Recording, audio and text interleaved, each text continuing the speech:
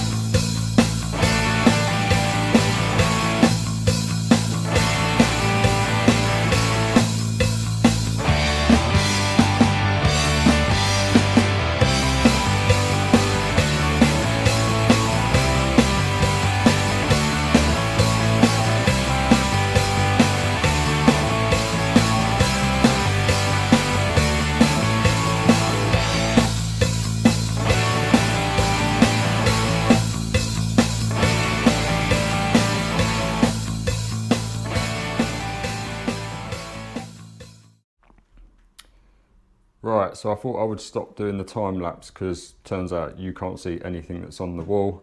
So what I did first of all is I measured wider from the left and wider from the right to find the center point.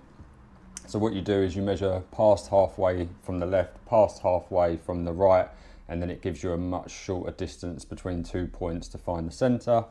Found the center, used the laser to make sure that we were perfectly in line. And then it is from the top of the bracket to the top of the radiator is 140 millimeters. So we've added 20 so that when we put the window board on here, there'll be enough space above it, above the rad. And then what we've done is I used the 1800mm level, laid it on top of the radiator and marked the 3 points in the center of the brackets. And then as you can see, we have marked, so the horizontal line is the top of the bracket, vertical line center of the bracket, and then we just marked our 2 holes, so as you can see there. We've done that all the way across. So there is 2, 4, 6, 8, 10, 12 fixings. I've got 8 of them here, and I've got another box that will come in later. As I used the last time, using the Fisher Duo Power ones, 10mm by 80mm plugs with, I think it's 108mm bolts. These are really, really strong, hold up to 215 kilos, so more than enough for this rad. Hopefully it'll be okay because we are going into plasterboard here, but behind that we do have brick, so hopefully the majority of the fixing will be going into the actual brickwork as well, but we'll monitor that. Let's drill some holes. So as you can see, still using the Makita SDS that I've pretty much burnt out. It's kind of on its last legs. Now because I have a long 10mm drill bit, I don't want to end up punching through outside.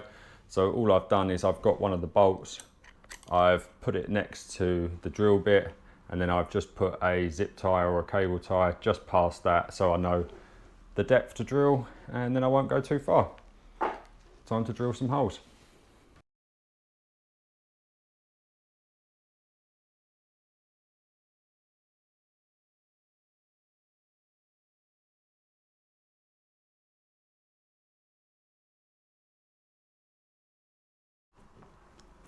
So just like that, we've drilled all 12 of our holes. We make sure, yes, we've put the zip tie or the cable tie on the drill bit, but we just want to make sure that the bolt goes all the way in so that we don't have any problems further down the line. And now we just need to install the plugs and tighten this with a socket nice and tight, and then we should be able to hang the rad. It's as simple as that. And just like that, bolted all the brackets on, made sure it's nice and level, and I took up this floorboard that was already loose, and we can see that both of the pipes run down here. So one goes and terminates there, and one terminates down the other end. The old radiator was 2 meters wide, so this one is a little bit narrower, so we will have to do a little bit of chiseling of the joists to get that pipe over to here. That one's absolutely fine. And yeah, let's take up a few floorboards. We'll hoover this up, take up a few floorboards, and have a look at the pipework. Obviously it is a bit more annoying now we've got the bed back in here, well, the bed set up in here, but we'll figure it out. I'll need to take up 3 or 4 floorboards. We'll end up moving the bed over to here. I need to make sure the wiring runs to the light in the living room below. But yeah, let's get some floorboards up and see how we get on. But I think that looks really nice there.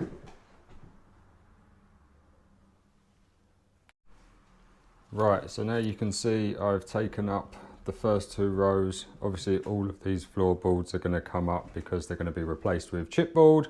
But yeah, probably just done one of the most therapeutic parts of the house so far. I just hoovered underneath. You can see the laths and the plaster coming through. But yeah, I just hoovered underneath these floorboards with 90 odd years worth of dust. And if you're not sure what it's going to look like under your floorboards, this is an area that I haven't done. And that's where I've done. So yeah, all the dust over the last 90 plus years literally falls down the cracks when the previous owners have had work done, like for instance they've notched joists and stuff like that. You can see that's literally part of that, and everyone just leaves it underneath because it's quicker and easier. But I'd rather kind of clear as much out as I can. So as I go, every board I take off, I'll clear all of the dust and rocks and stuff like that for over the last 90 odd years. But now you can see the run for the pipe. So this one comes around here, goes up. I need to just check to make sure that this TRV is going to miss this joist. Not the end of the world, we can always notch the joist anyway. And this one you can see is over the edge, so that's absolutely fine. But yeah, let's take another couple of boards out and expose a bit more and do a bit more cleaning and just keep repeating that process. And then at some point I need to drain the central heating so that I can connect some new pipework in. Let's crack on. Right, that is me done for the day. Today is one of them days where it doesn't always go as planned. Social media doesn't always show you that things go wrong. So as you know, fitted the rad absolutely fine.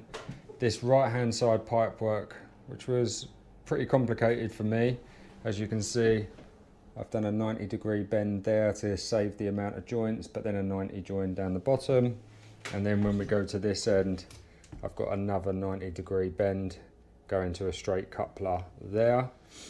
But this one, which was much shorter, didn't seem to want to line up, and then when I soldered it, as you can see, it's not quite plumb. It's actually about 1 centimetre out, but at that point it's 3:30, lights starting to go, I need heating on in the house. We will drain the system down tomorrow. We will take that pipe back out again, and we'll look to see whether we can just unsolder the 90 there and make that pipe shorter again, and see whether that is enough to straighten the pipe, because I don't want to be cutting corners. This one, as you can see, is absolutely on the money. So yeah, drain it down tomorrow, redo this bit, get it all done. But yeah, the central heating's on now, but as you know, the boiler was fitted in this room. So yeah, One day down, one to go. Still little bits of progress. At least there's heating in this room again now, as we haven't had a radiator in this room for, I don't know, 6 weeks, 8 weeks. So yeah, all good. See you tomorrow.